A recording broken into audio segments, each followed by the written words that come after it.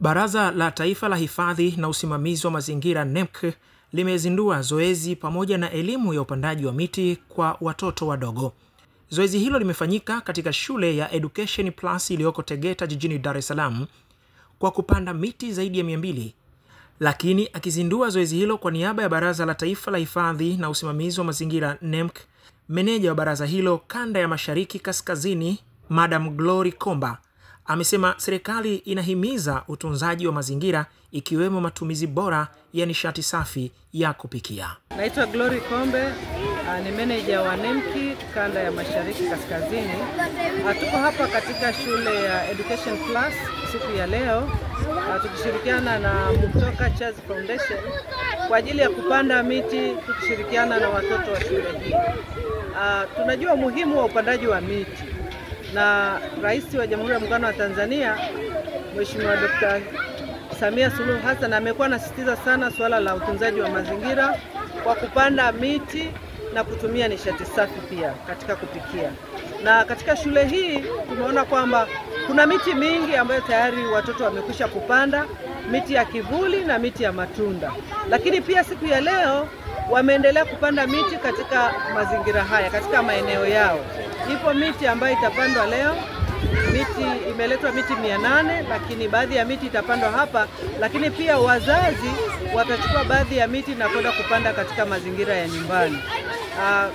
Shughuli hii inakusudia kuwafundisha watoto wa kizazi hiki kwamba mazingira yaliyopo yanapaswa kuendelea kutunzwa kwa kupanda miti na kurudisha uoto wa asili ili kupunguza hewa ukaa katika anga letu.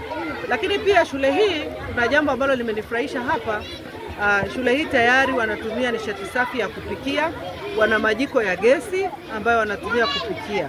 Kwa hiyo tayari shule hii, ule mkakati wa rais wetu tayari wameshafanyia kazi na tayari wameshahama katika kutoka kutumia kuni, sasa wanatumia nishati safi. Kwa hiyo niwapongeze sana shule ya Education Plus kwa kuchukua hatua hii ya kuwafundisha watoto kwamba tunapaswa kutumia nishati safi kwa kupikia, lakini pia kupanda miti kwa ajili ya kuendelea kuboresha mazingira yetu. Kwa upande wa waratibu wa zoezi hilo ambao ni taasisi zisizokuwa za kiserikali, taasisi ya Mtoka Charles Foundation pamoja na taasisi ya Profa Foundation, wameelezea dhumuni la kuratibu zoezi hilo katika siku hii ya leo. Naitwa Projestus Everest Legarulira.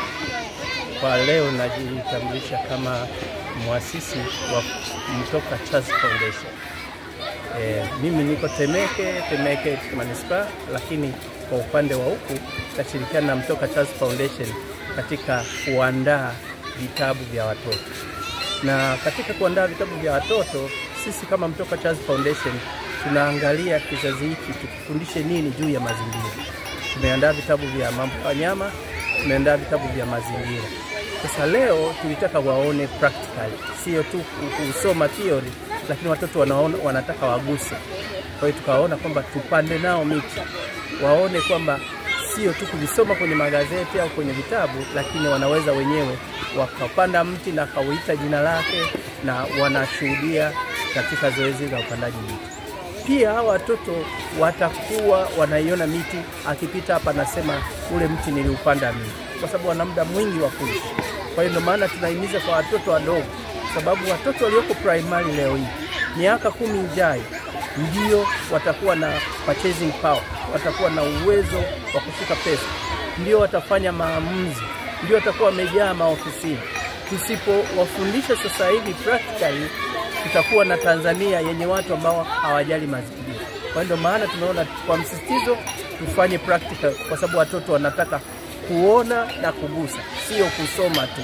Kwa hiyo ndio sababu iliyotuleta hapa Education Plus, ambako tumeshirikiana na watoto wa hapa kupanda miti na wamefurahi katika kuchangia katika kutunza mazingira. Kwa majina naitwa Josian Kofu Mesiga, natokea Profa Foundation. Ambao hawajui maana ya Profa Foundation, ni taasisi ambayo sio ya kiserikali lakini inajihusisha na mazingira. Tunajihusisha na mazingira, utawala wa hasira, yani anger management, na wale watoto na mambo ya mazingira.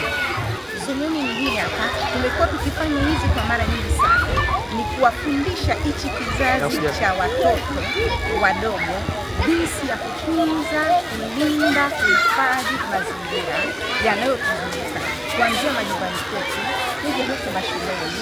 Kwa hiyo tumeonelea ni vyema kuja hapa.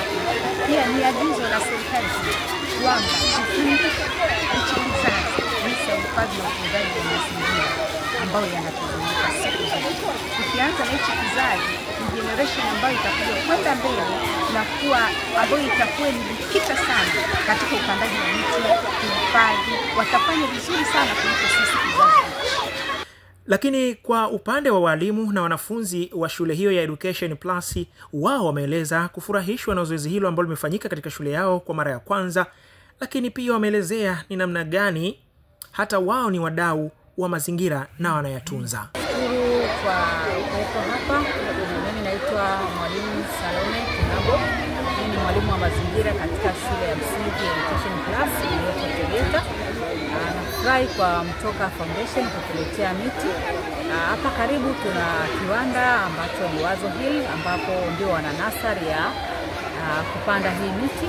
Tunashukuru Mtoka wametuadvise tupande miti, na miti hiyo itasaidia kwa sababu kiwanda hiki kina produce lot of smoke na air ambayo inasababisha uchafuzi wa mazingira. Kupanda miti tutakuwa tumesaidia kuepusha athari za ongezeko la magonjwa yanayosababishwa na hewa chafu, na pia tutaweza kupata vivuli, tutapata hewa safi.